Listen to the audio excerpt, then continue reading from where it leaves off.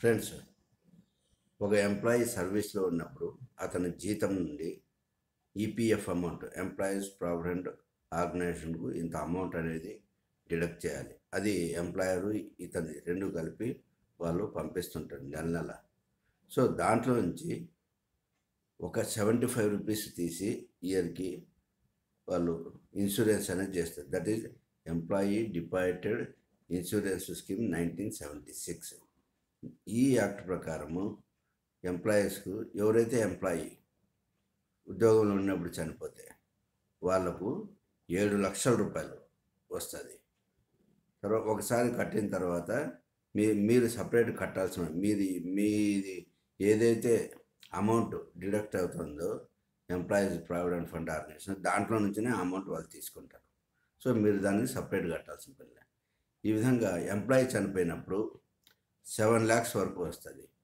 ఈ 7 lakhs కూడా ఎలా క్యాల్కులేట్ చేస్తారంటే, మీకు last year retirement last year ఉంటుంది కదా, ఆ రిటైర్మెంట్ది లేదంటే సర్వీస్లో ఉన్నప్పుడు చనిపోతే లాస్ట్లో 1 yearలో అతను ఎంత శాలరీ తీసినారో ఆ ఇయర్ అంతా క్యాల్కులేట్ చేసి యావరేజ్గా దాన్ని అకౌంట్లోకి తీసుకొని వాళ్ళు మీకు 7 lakhs రూపీస్ యావరేజ్ తీసుకుని దాన్ని మళ్ళీ ఇంటూ 35 times 7 lakhs వరకు వస్తుంది. సపోజ్ కొంతమందికి ఎక్కువ కూడా, అంటే మీ బేసిక్ దాన్ని బట్టి ఉంటుంది. అయితే మినిమం 2,50,000 అయితే పే చేస్తారు. 2,50,000 ఇదైతే పే చేస్తారు. సపోజ్ ఎంప్లాయీ చనిపోయాడు from the date of retirement with in 1 year, దానికి కూడా ఇస్తారు. దానికి ఎట్లా అంటే ఇది మినిమం 50,000 ఇస్తారు. ఇట్లా ఈ విధంగా ఉందన్నమాట. అయితే దీంట్లో సపోజ్ ఎంప్లాయీ ఆర్గనైజేషన్లో పనిచేశాడు, మళ్ళీ బయటకు వచ్చేసాడు, మరి ఆర్గనైజేషన్ క్లోజ్ అయింది. అట్లాంటి పరిస్థితుల్లో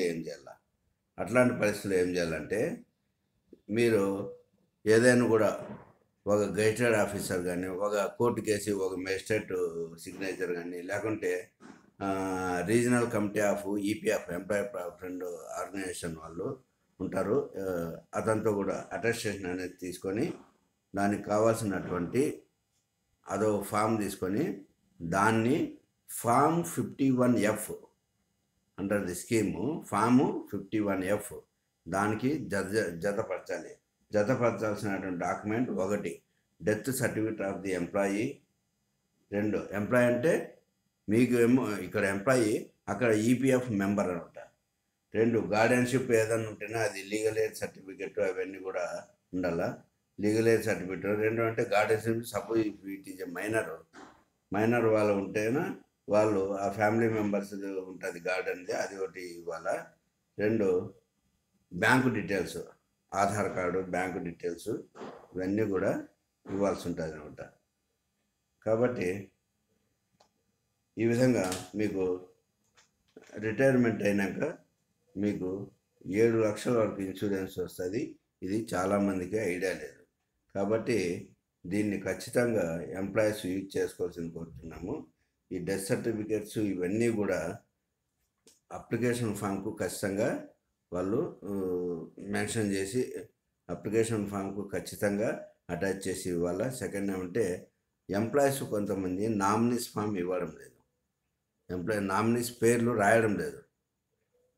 అట్లాంటప్పుడు లేకుంటే అప్పుడు ఏం చేయాలి, కోర్టుకి వెళ్ళి మేము సో వాళ్ళ లీగల్ ఎయిడ్స్ అని చెప్పి ఓపీ ఫైల్ చేసి డిగ్రీ తేవాలా. దాన్ని సక్సెషన్ సర్టిఫికేట్ అంటారు. సో ఈ విధంగా మీరు అవి తెచ్చుకున్నారు అనుకోండి, అది దానిపైన కూడా ఆ సక్సెషన్ సర్టిఫికేట్ రావాలంటే టోటల్ క్లెయిమ్ అమౌంట్ ఎంత, దానిపైన 6% లేకుంటే బిలో 10% వరకు అట్లా ఎక్స్పెన్సెస్ వస్తాయి. ఎక్స్పెన్స్ అంటే గవర్నమెంట్కు కట్టాలా కొన్ని డబ్బులు. కట్టినప్పుడు వాళ్ళు సక్సెషన్ సర్టిఫికేట్ డిగ్రీ ఇస్తారంట.